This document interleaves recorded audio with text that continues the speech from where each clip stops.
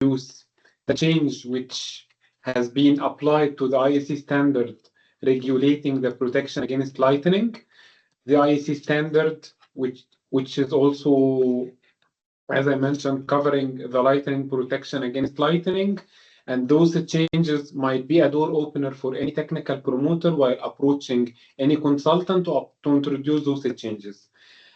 Now, I leave the stage to Paul to start introducing the topic and to go through the session. And I wish you a fruitful session full of information. The ground is yours, Paul. Thank you very much. Thank you, Tarek, and thank you, Alpa, for organising the call. And also thank you to everyone for joining this morning. Hi, Beauty. Hi, Gilbert has just joined us.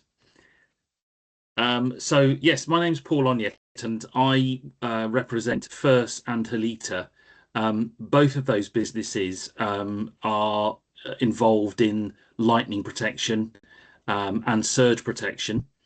And our job basically is to protect buildings, human life and equipment from the risks of over voltages. So that's essentially what we do. We are based in Nottingham in the UK, and we also have a base in the south of France as well. And we've been manufacturing products for over 130 years. So we are at the cutting edge, and we have the experience in lightning protection. So are you going to share the slideshow, Alpa? If it is ready from your side, or I can do it. Okay, sure. Yeah. Okay. 1 second. In the meantime, maybe we can also have a look on the poll. Yeah. It is just to understand your level of knowledge, yes. And let's say to set the base before starting our session. Yeah. I can see some responses. Now we have on average 2.2 in terms of level of knowledge out of 5. Okay, so this is a subject that you obviously all need to know more about. What we're going to discuss today really is the changes. So there's a change in the standards.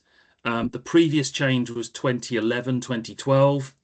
And in 2024, at the end of 2024, there was a change to the standards. There was an update, and these are the new updated standards. We're going to brush over mainly the changes. So we're going to focus on some of the key changes.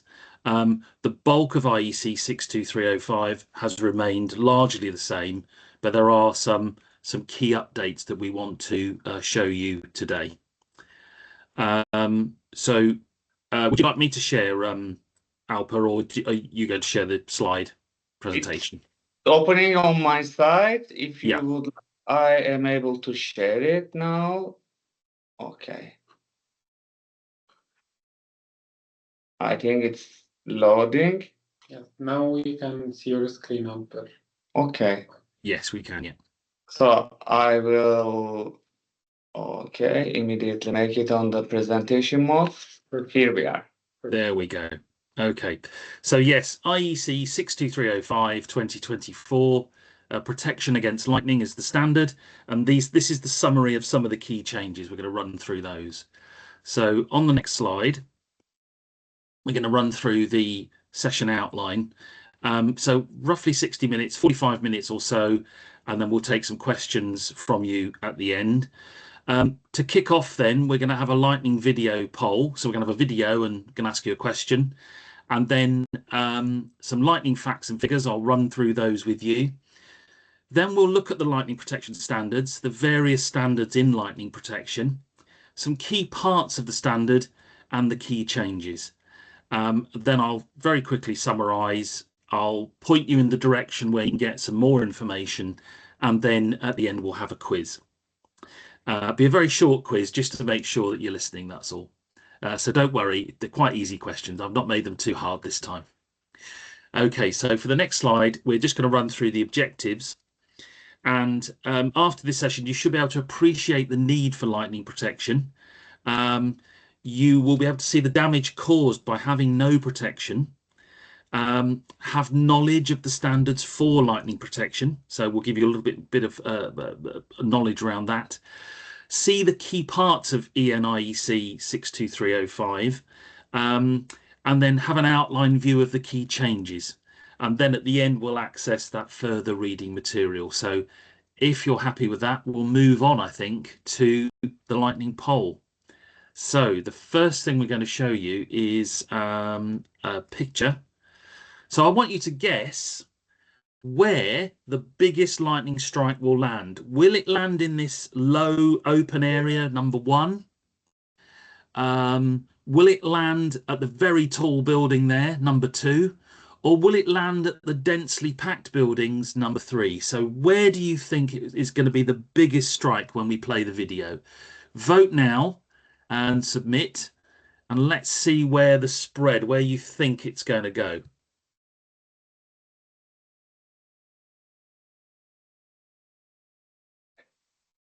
Yeah, so make your guess.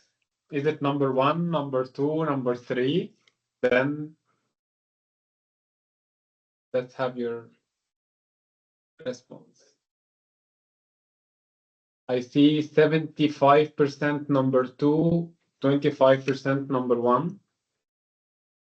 Yeah, and number 3 gets no vote. So there's a strong vote for 1 and 2, nothing for number 3. Okay, so number 2, you believe, right? So I think what we'll do then, let's play the video and let's see what happens.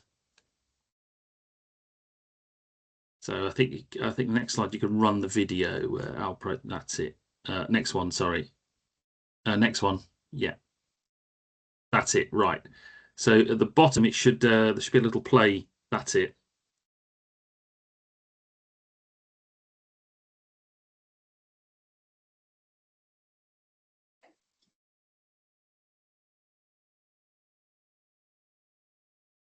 Wow. So you can see there where the biggest strike was. It went to number 1. And the first bullet point here is that basically lightning does not only strike tall structures.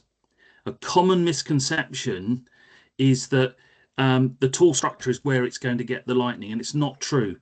And the next bullet point, all structures require protection against lightning, and they should be risk assessed.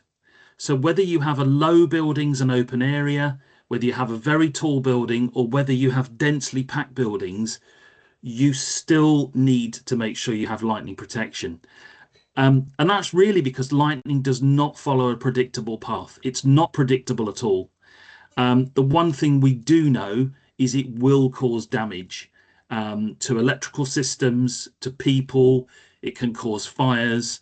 And basically, you know, this video highlights very quickly the misconception that it can just hit tall buildings. It's not true. It can hit any building.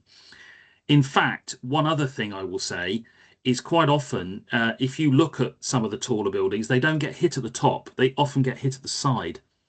So that's why having adequate protection over the whole building is very, very important. Okay, so thank you for voting on that. Let's now go on to this very key point. So lightning strikes, they hit the Earth more than 8 million times per day. So lightning occurs all over the world, and we know this because we have the data from the International Space Station. The International Space Station often has a monitoring device for lightning strikes, and that's how we can keep that count.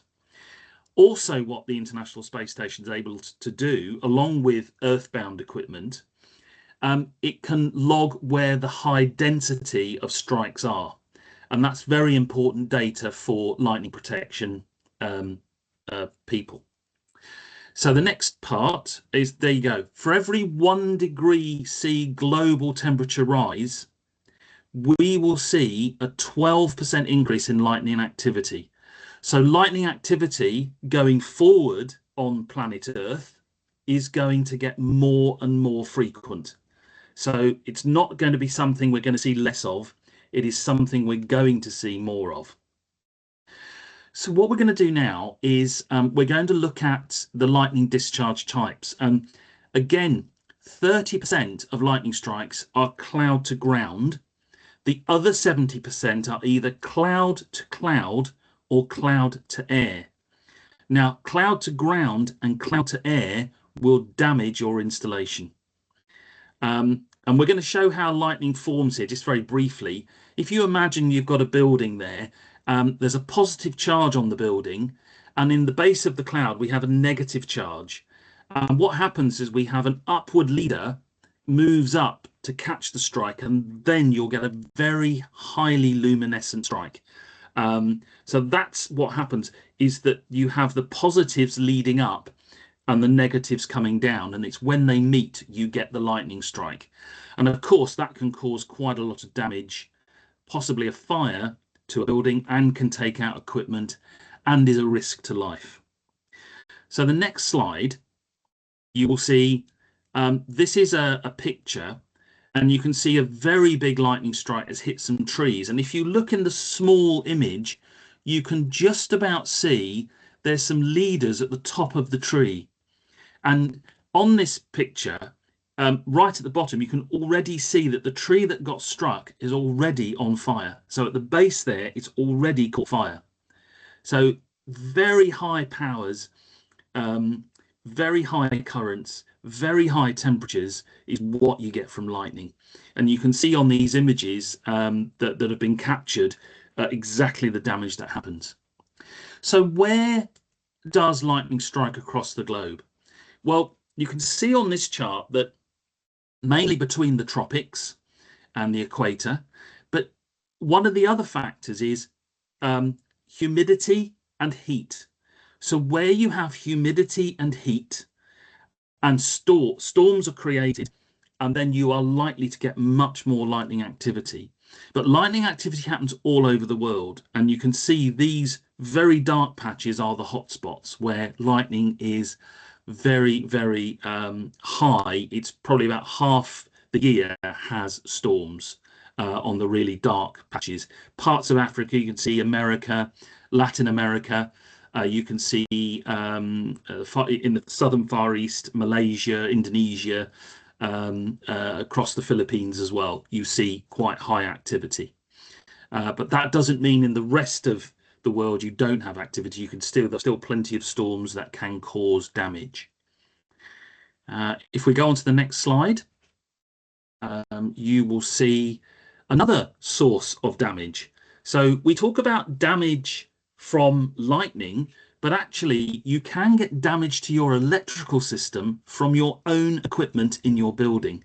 And common bits of equipment that do this are motors, lifts, air conditioning, escalators, transformers, generators, welding equipment. And this is when they switch on or switch off. It's the switching operation which causes the surge. And these surges, if you don't have surge protection devices in your building, can damage other equipment in your building. So we'll move on from that one to the next slide. And here's some damage. These pictures are from the United States, and you can see where lightning has hit a building. And what's happened is it's damaged the building, and it's also then thrown the brickwork or the plasterwork down onto the street. So somebody walking by could be injured or killed. The next picture, this one is a domestic roof in the United Kingdom. Again, this was hit by lightning, and you can see very quickly there was a fire and the roof collapsed. And it was put out by the fire brigade. But this is an example of the damage that lightning can do. This picture, this one is an elderly residential care home in the UK, in West Sussex. And you can see on the left-hand picture, the lightning strike hit the top of the roof. But you can see when you look on the right-hand picture on the road, you can see how much of the brickwork fell onto the road. So again, damage, risk to life, risk to property, and you can see an example there. The next photo on the left-hand side is York Cathedral. Again, that was hit by lightning and wasn't protected. there wasn't an adequate protection system there. And on the right-hand side, that is a hospital that got hit by lightning. And again, you can see quite a horrendous fire there. Okay, so let's look at what happens inside the building. Inside the building, we have electronic equipment these days. We've moved very rapidly from solid state to electronic equipment, and you can see the type of damage that lightning can do.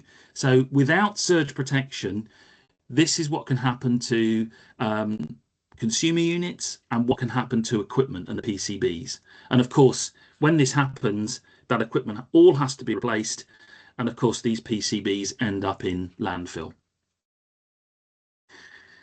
Okay, so we've looked at the damage and we've looked at what can happen if lightning happens. There are a large number of standards across the world, and you can see a lot of them here on this slide. We're going to be focusing on the top one, but you can see there is a lot of standards focusing on lightning protection, focusing on earthing and grounding systems, because that's vitally important as well, and also on surge protection. And there's also a lot of product standards as well. So all of the products in this space, they all have to meet the product standards as well. And that's very common, very typical with these type of products. Okay, moving on from this one, we're going to focus on IEC 62305. And IEC 62305, whether it's BSEN or EN or IEC, they're all very much the same. There are some minor local differences, but IEC 62305 is global. It's a global standard. It's split into 4 parts. So we have part 1, which is the general principles. Part 2, which is the risk management. This is where a lot of changes have happened. Part 3 is physical damage to structures and life hazard. And then part 4 is electrical and electronic systems within structures. And this is where you'd be talking about your surge protective devices. With risk management then, a risk assessment on any building should be carried out. And as soon as you carry out a risk assessment on a building and you get a risk assessment level, you must follow IEC 62305.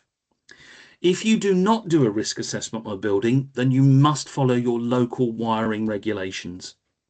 So that's very, very important. In the majority of cases, people follow IEC 62305. And there are 4 levels, 4 lightning protection levels. Lightning protection level 1 is the highest level, and lightning protection level 4 is the lowest level. So when we assess a building lightning protection level 1, we have to make sure we put in a lot more copper tape, air rods, additional earthing, surge protection. We have to work to the highest level.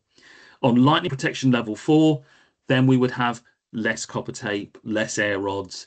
The building is deemed to have a lower risk. Okay, so let's move on to the next slide. So we saw part 1 was general principles. So general principles include risk management, and it now introduces in the key changes, it introduces the concept of the types of loss. So in the past, in the past, what we did is that we focused on the risk. Now we focus on the type of loss. And that has what we call public relevance as well as risk to the building itself. Later on, you're going to see that when we risk assess a building now, you can't just think about the building, you have to think about what you can affect locally. Also, nuclear installations have now been added as outside the direct scope of this standard. Nuclear installations have their own standards. And basically what we're saying is if you don't follow this standard, you must follow the nuclear installation standard. That's what's been added now. We very recently at first been doing some nuclear installations in Spain. So we've been doing some planning and surge protective device planning there for a nuclear installation. So you can come to us for that. Next slide. Yes, so part 1, general principles, continuing on. The other parts are frequency of damage. So the frequency of damage is affected by the number of annual events due to LEMPs or lightning electromagnetic pulses, and these can occur on the internal system of a structure. The definition above you can see has changed for a structure. It's now changed to any place, facility or building suitable to contain persons, animals, materials or systems. So that's very big coverall now. Effectively, it's saying all buildings need to be risk assessed. And then loss of public relevance. So this could be a loss which will affect more than those directly involved. Now, remember I said earlier on, you can't just risk assess your building. If your building is next to a railway line or a telecoms tower, or it's next to something that could, let's say a road, a major road, a motorway, you have to be very aware that when your building is hit, it doesn't affect that service or that building around it. So again, you have to consider things like PV arrays, vehicle charging systems, mobile phone installations, anything that's attached to or close to your building that your building could affect if it's struck by lightning. So that's a key change and a key in the standard. So the next one then is the risk management. And this is where we've seen the biggest changes in part 2. So on the left-hand side, we would have assessed via risk. We would have said risk of human life would be R1. Risk of loss of service to the public would be R2. Risk of cultural heritage, if this was a cultural building, for example, or an area. And then risk of loss of economic value. So we assessed it from that point of view. Now, we now have 3 loss elements. L1 is loss due to injury or death to people.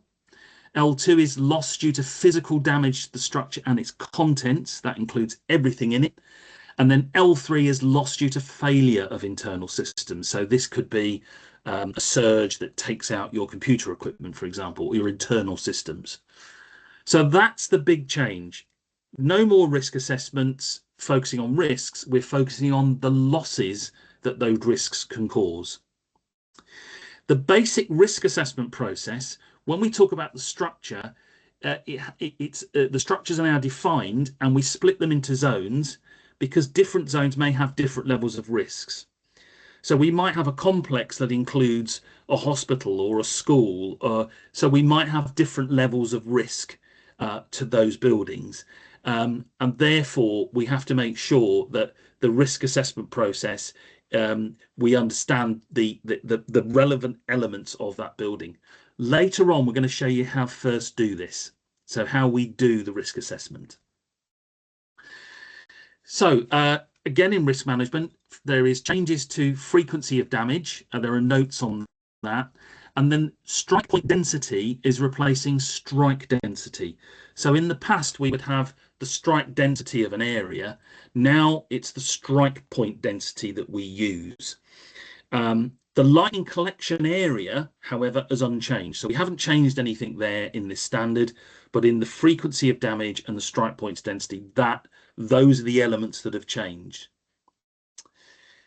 Okay, let's look at frequency of damage in a bit more detail. So this is a process with a value F of the annual number of damaging events which can occur to internal systems and which we can quantify. And the frequency of damage can then be compared to what we call a tolerable value and reduced by the introduction of protection measures.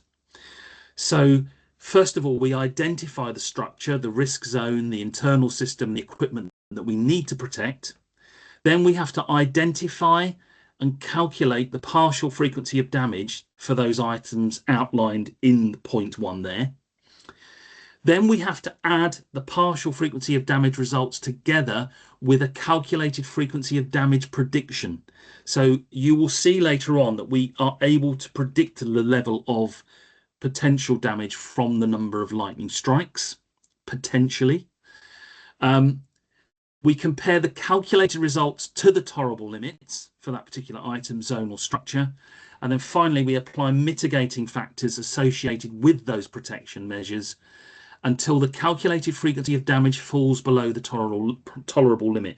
So what we do at first is that when we're doing the calculations, everything is at risk until we do the measures to bring it down. And as soon as we get that down and we get the green light, we know, yes, right, that now is a protected building. That's effectively how we do it. So the next point is frequency of damage. So the process of frequency of damage assessment has slightly changed, and it can be applied to whole structures or zones, as I said earlier on. And this gives you flexibility in the assessment process, where protection for a whole building may be impractical or not within your client's scope of work. And again, this comes to large areas of a town or city where your client is only able to deal with that particular building, but they have to take into account the other parts around them. And that's another factor that we always look into when we're doing lightning protection. So again, this is one of these key points that's just slightly changed on the frequency of damage.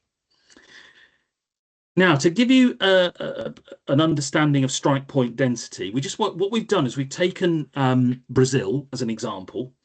And what we've done is we've taken two different points in Brazil. Now, we've used a global map here, which shows the number of lightning strikes. You can see on the right-hand side in the image, right in the middle of Brazil, where we've got the rainforest, we've got 120 strikes per year, or storms per year. Whereas if we move closer towards the capital, Brasilia, we're getting around sort of 60 strikes a year. So you can see the difference that makes to the strike point density calculation. I won't go through the full calculation, but you can see the difference between the two. And the idea I want to show you this is that I'm using a global map, but the best maps you can ever get are your local maps.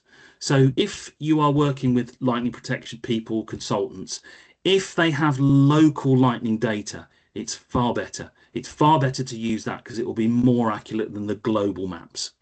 Okay. Some countries have very, very well kept maps and very good data. Some countries just rely on the global data. So again, that's but strike point density, that is how we do the calculations. It's storm days divided by 10 times the K factor, which is 1.8 for projects. And then you get that number, and that number then determines how high up the risk level we're going to be in terms of our lightning protection.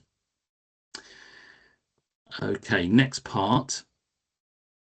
So another part that's changed, when you're putting, in the case of FIRS, and this also affects another brand of ours called Halita, but in the case of FIRS, where we're doing the Faraday cage, there used to be a 20%, you didn't have to put it in exactly the right place, because sometimes when you're bringing your copper tape down off your building, you can't go past a door or a vent.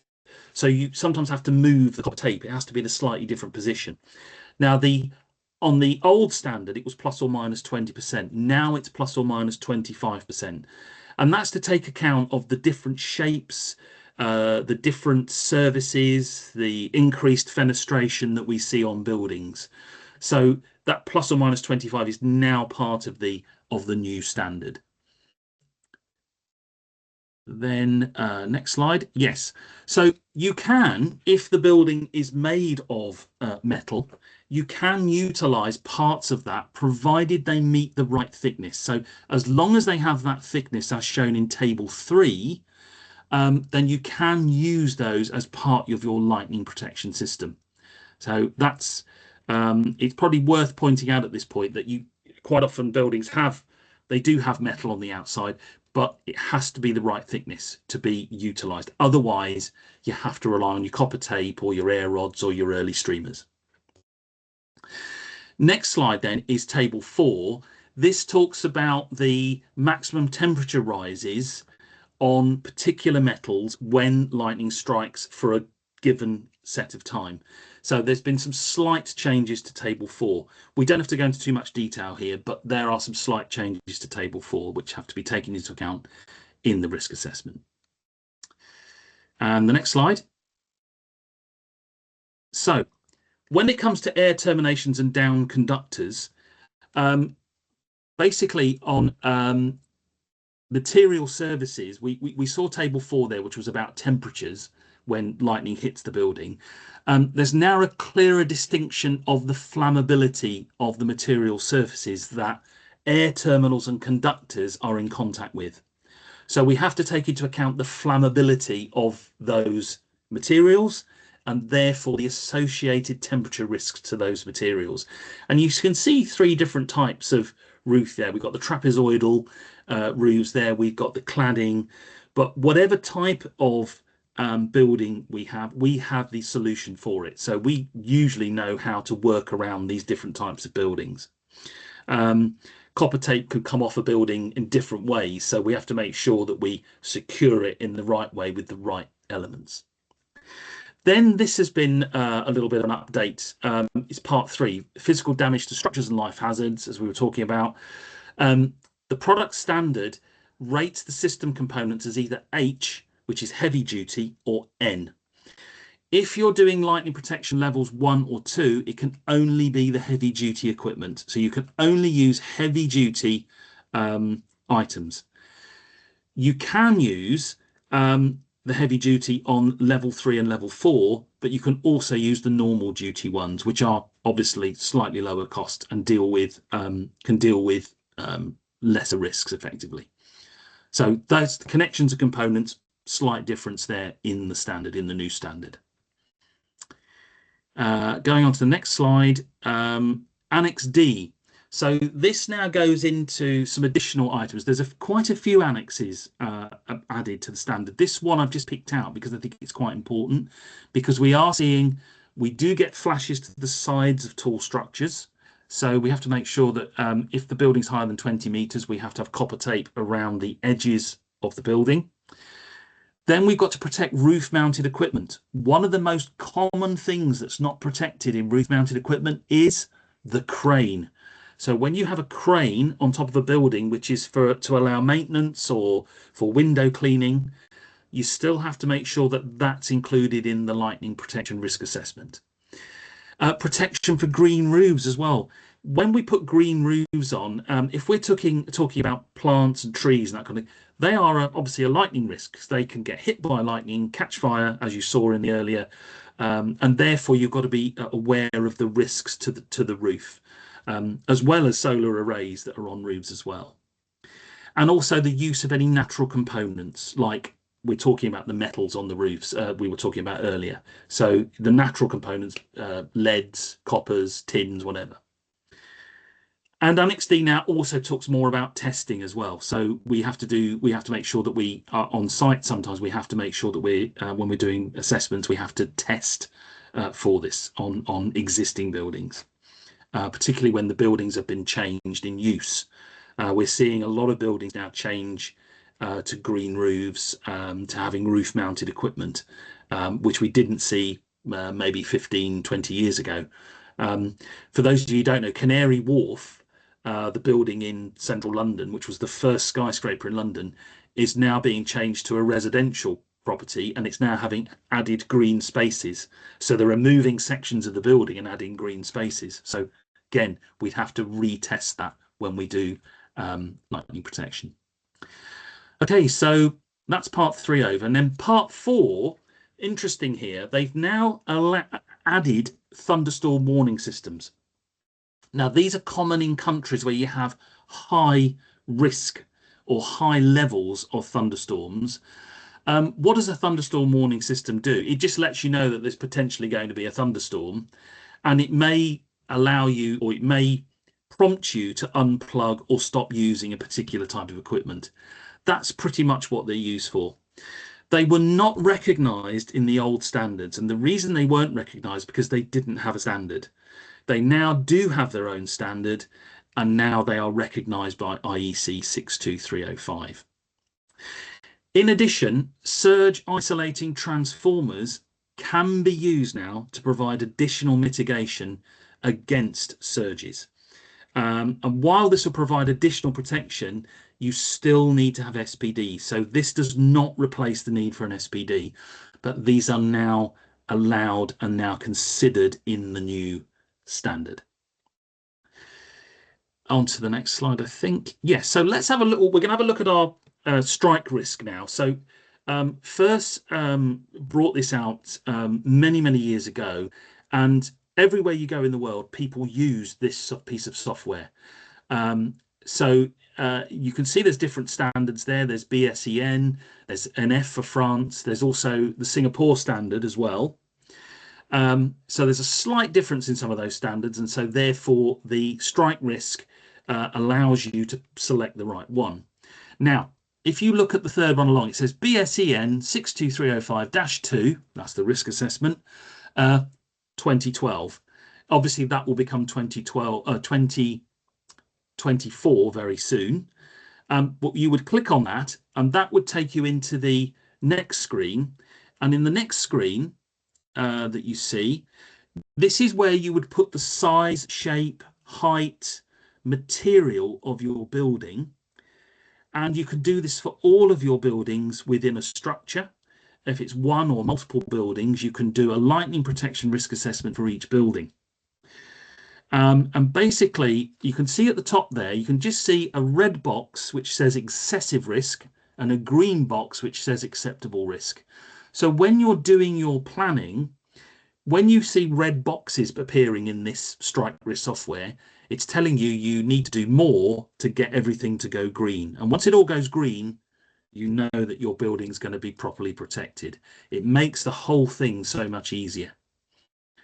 One of our other brands, Helita, that makes early streamers, they have a piece of software which enables you to then generate a bomb. So if you wanted in France, Spain, Portugal, mainly France, Spain, Portugal, Northern Africa, Romania, Latin America, we see early streamers used. They have a piece of software which gives you the bomb. So you can see a list of materials, which makes it very easy for quotation.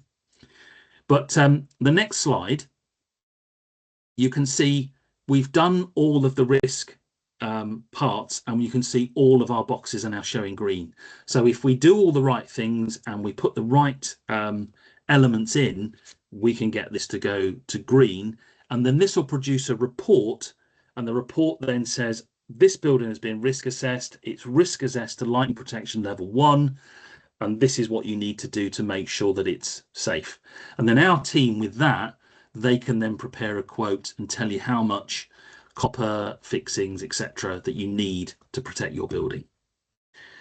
Okay, so let's just quickly summarize. IEC 62305, protection against lightning, 4 parts, got general principles. Part 2, which is risk management, where we've seen the biggest changes. Part 3, physical damage to structures and life hazard. And then part 4, electrical and electronic systems within structures. So those are the 4 key elements, and those are still there in 62305, but they've just got some minor changes for 2024. And I think I'm going to take you through some of the products now. So if we just go back one. So yes, so this one here is the lightning protection. So you can see the air terminals. So these go on top of the building. Their job is to catch the lightning. And then all of the other items are to get that. If you take the down conductors, you see the copper tape. In some countries, we use aluminium tape. In some countries, we use galvanized stainless steel, particularly Germany. And in some other countries, we might use basically cable conductors. But they are very big and very thick. So quite often copper tape is preferred. And then all you can see there, all of those things there are clips that attach that to the building. The next slide is the earthing and equipotential bonding. So what we do here is once we get the copper tape to the ground, we've got to make sure that we ground it properly. So we have to use grounding rods, sometimes grounding plates where the soil's particularly bad, lattices. And we also use earth electrode backfill. So we use basically certain cement mixes that have sometimes sulfur, sometimes a lot of carbon in, to make sure that we keep the resistance as low as possible. And then you can see earth inspection pits. And then on the right hand side, we have a thing called First Weld. So what we do is we join the copper together with an exothermic weld. And in Nottingham here, we make those boxes for every type of joint. So T joints, X joints, all different types. And we also make all the clamps and all the flexible braid bonds. And then the next slide, the final slide, these are the surge protective devices. So basically, we protect any metal line that comes into a building. So that's power, that can be data, that could be telecom, that could be computer lines. Any metal lines must be protected, and you can see the full range of products there. Mains power, data signal, telecoms.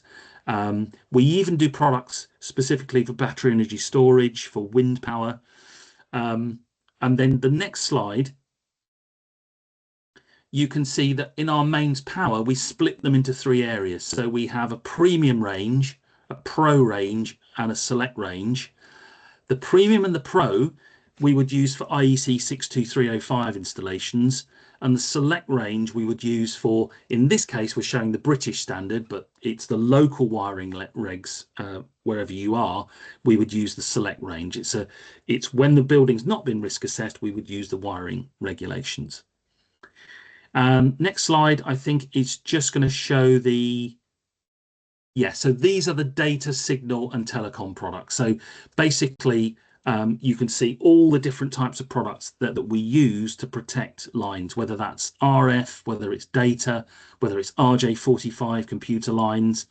You can see this is how we do it. We've got different products to meet different requirements. And again, that protects the electrical systems very, very well. Okay, and I think, yes, now we talked about the copper air rods earlier on, and I have mentioned Helita as we've been going through. So this is an early streamer. So the early streamer works when you get a buildup of static charge in the atmosphere. These act to try and attract the lightning towards them. So one of the key elements here is that France, Spain, Portugal are the key countries that tend to, some Far East countries and Latin America quite often will utilize these. They use copper tape, but when they go to ground, they use what's called a duck's foot system. So they will have a spreading copper tape running under the ground, and the distance and the number all depend on the ground resistance. And again, we measure that with a soil resistivity test. And these are covered by a product standard, NFC 107-102. So, sorry, could you go back one? Sorry, Alpa. Sorry, NF 17102. That's NFC 107. I can't say it. NFC 17102 is a product standard, which is the product standard for these particular products. Just note, though, that some IEC 62305 countries do not recognise this solution. In tests, some people say they are no better or no worse than a standard copper air rod. So just be aware of that. We market both, First and Helita. We cover all of the global choice. We make sure that, whatever the customer wants, we give them. But if you go to France, Spain or Portugal, early streamer is what we offer. Okay, I think I'm pretty much on time, and this is the bit where we get more information. So there's a QR code if you want to utilize that with your phones right now. This will take you to the First website. It'll take you to the changes to the international standards. So I've given a summary in this presentation, but you can see the document there. And you can also see the link. So when you get a copy of this, you'll be able to go to the link. And there's a little quick visual of where we are. That's our little render of our building that we're in Nottingham in the United Kingdom. And as I said, we have another part in France, which is in Bagnères, near the Pyrenees, which is the Helita part of our business. Okay, I'm pretty much done there, Alper. I think that's pretty much the last slide, if I remember rightly. Yes, you are correct, Paul. If you don't mind, I can stop sharing and we can do the quiz, or Yeah, do you sure. want to keep the slides? Do we need the slides during the Yes, quiz? we just do the next one should be the quiz, I think, and then we can Okay. stop. Yeah, we just stop at the first one, I think. Yeah, That's okay. it. Let's So, not show the questions because oh, it will pop up one by one. oh, you're going to do one by one. Okay, that's fine. Yeah. Yeah. So I just released the first question. Up. So you should be seeing it. Try to answer with the previous knowledge of yours. How much would be the percentage of the lightning strikes cloud to ground? Very good. Well done, guys. So far, I see 57% on the second, 36% on the first choice, and then last one, 7%. Okay. Alper, I see Gilbert raising his hand. Yes, let's finalize this quiz, which we see 30% right answer, and 59% of our team answered correctly. Well done. So, and then, okay, I just stopped this one. And I see in the meanwhile, Gilbert is asking a question, Paul. Yes. Would you like to answer? Hi, Yes, yeah, sure. Alper. Yeah, I'm Paul Gilbert here from Philippines. Hi, Gilbert. Yeah, I've seen this presentation from Jeffrey. He once visited us because one of our consultants here, Mainhart, had some issues or concern with lightning protection. So actually, the issue there, for my side, I have tried using the OPR software, which is the lightning protection software. I have used it for some projects prior to me joining ABB. However, I think the challenge here is how do we do risk assessment? Yeah. Is there a way to do it manually Yeah. So you could not use having a software? Yeah.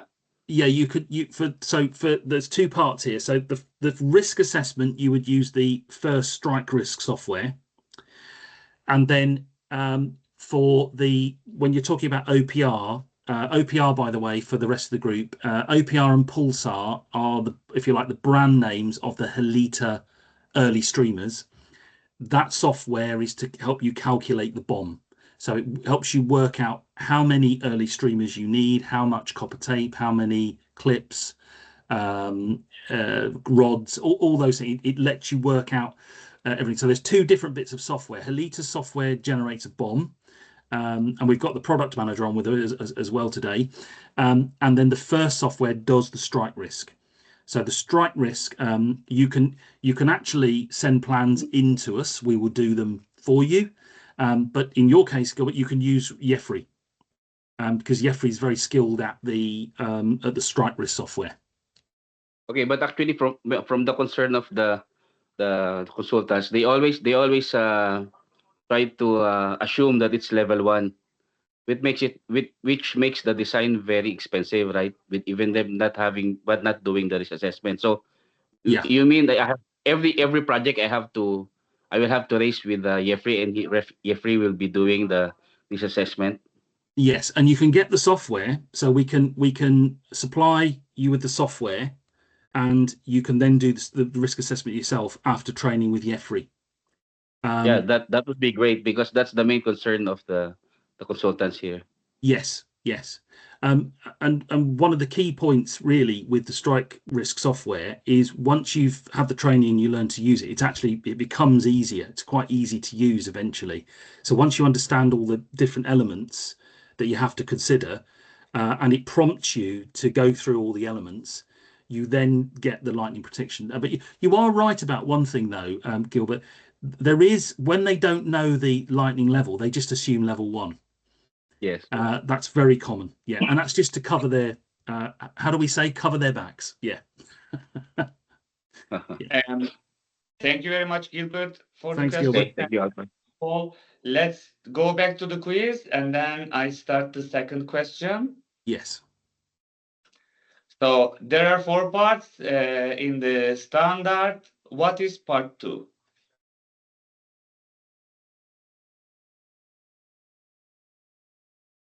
So we have risk management, general principles, or electronic and electrical systems. So I see so far 9 responses, 13 responses. Wow. You see how concentrated was the team here? We got a clever bunch. They were listening. Yes. Thanks a lot. And then final question. I'm switching to the final one. So let me just try to release it. Yes. True or false? Do we consider risk or losses in the new standard? So which one? Risk or losses or both? I see so far 5 responses, 11. I see a kind of share between losses and both sides, whereas both is leading now with 16 responses. Right. So, yeah. So this is the change in the standard.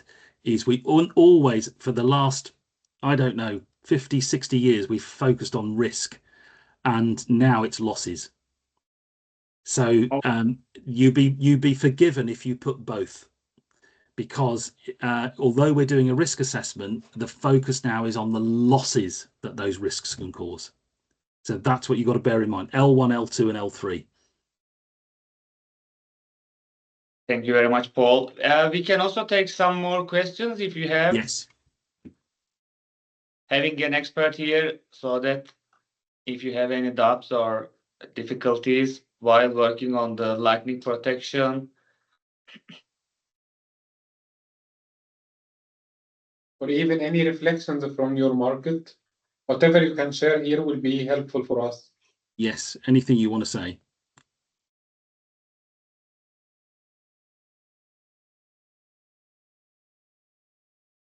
They're a quiet bunch. Yeah. Just one question. I joined a bit later. Maybe you mentioned it, but about the OPR software, there is a new platform, as I find. Did you That's mention right. that? Yes. Yes. Okay. That's correct. Yeah. In fact, Amandine's on. Amandine, would you like to just tell them about the new software? Yes. So I think it was launched beginning of December. I sent information out at that time. So you will find the same functions as you already had in the previous version. It's just that the tool is now available offline. You don't need to put any email address to be able to use it. It will save your previous projects. And you have a complete PDF report that can be available at the end of your project construction with all the elements you need, with the extracts from the catalog pages that correspond to your project. You also have the certificates, and you will have all the bill of material and the prices that you also downloaded to be able to generate your offer. So it's a complete tool. There are going to be some videos that are going to be shared soon with indications on how to use the basic functions of the tool. And if in the meantime you have any other questions, feel free to reach out to me and I'll be more than happy to support. Yeah. Amandine is the global product manager for Helita. I'm the market development manager for First and Helita, but if you've got any specific questions, always reach out to her, particularly on the OPR and the Pulsar products from Helita. Good stuff. Any other questions? Any first questions?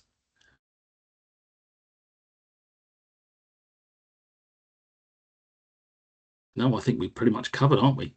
I'll put the link of the new OPR designer Indeed chat if that's okay with everyone. Yes, perfect. Yeah. Thank you. Would be great. And Paul, maybe this question from my side. So, do you consider any regional events or trainings to the consultants, or if we would like to, let's say in the UAE or some other regions or in the Europe, if we want to have some, let's say seminars or events, is it possible to get supported, or how is your plan for that? Yeah, that's no problem at all. That's one of the things I do is the seminars. We're doing one in Malaysia in end of April. So end of April, we're doing ABB Malaysia. It's doing a three-day event, I think it is. So we can share those dates with you. But also, if you need requirements, consultants over Teams, or we can go meet them face to face, that's not a problem. We can show them the whole of the lightning protection standard, the requirements. We could talk about the products, pretty much anything they want to know about lightning protection. That's what we're here for. Great. And with that, maybe we can close as we don't have more other questions.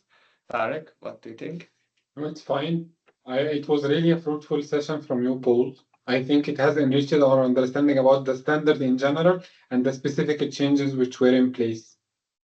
Thank you. Thank you very much. Thank you, Tarek. Thank you for Alpa for putting this together. And thank you all for joining as well. Thank you. Have a great day ahead. Thanks Thank very you much. very much. Thanks. Bye-bye. Bye. Bye-bye. Thank you. Thank you. Bye bye. Thank you.